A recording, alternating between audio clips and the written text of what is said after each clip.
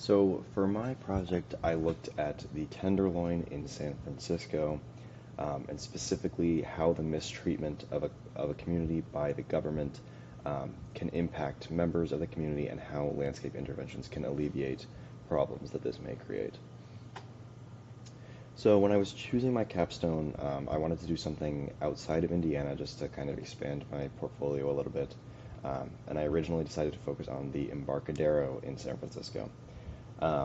When I was kind of focusing my project a bit more, I decided to work with tactical urbanism interventions, which are basically small-scale, temporary, or grassroots efforts to help improve a community if they do not have the budget to do a permanent, full-scale park renovation, for example.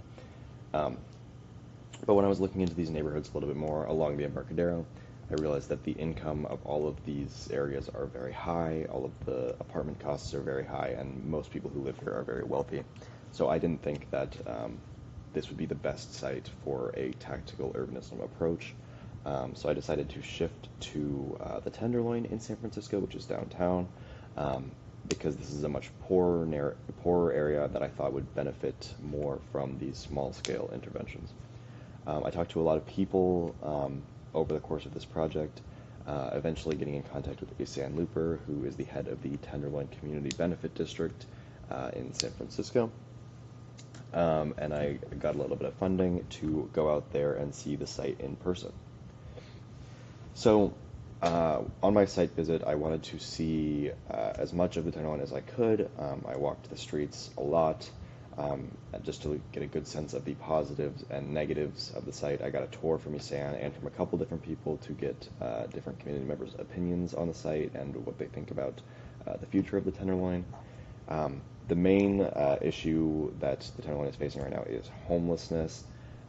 This is one of the densest populations of homelessness in America, which this is not the biggest problem for the community, specifically the unhoused population, because the drug of choice right now is fentanyl in San Francisco, which generally keeps people pretty relaxed and like docile.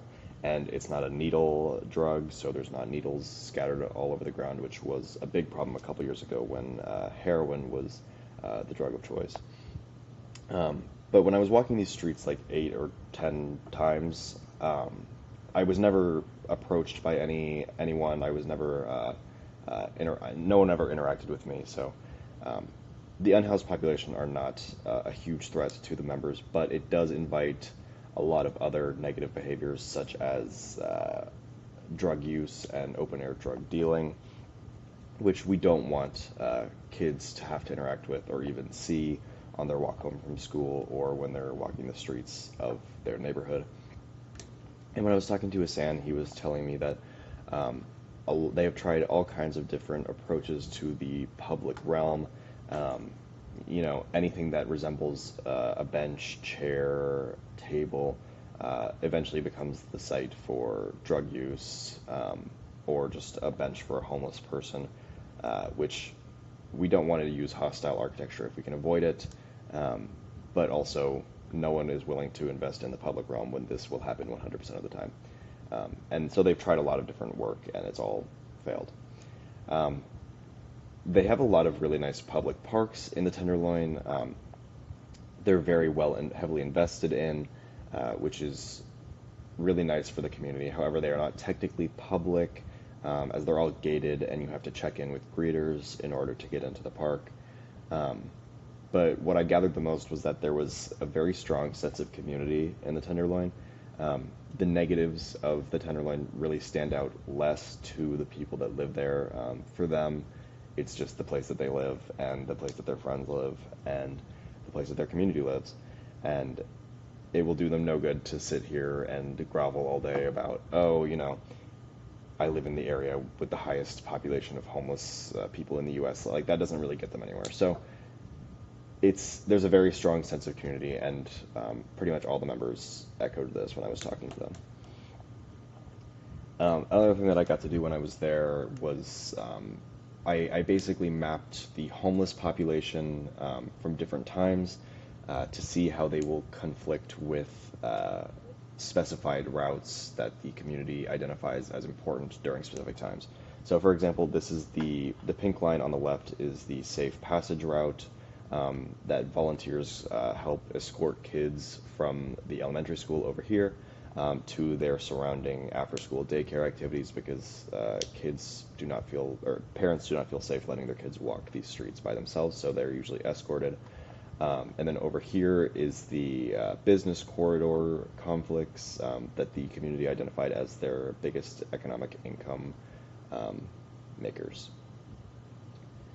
So when I was looking at design and design approach, this was a very complex project because while we've been taught in this program, hostile architecture is pretty much never the answer. Like, we don't ever want to see that. A lot of the community members did want to see that. There were like, for example, one of the park greeters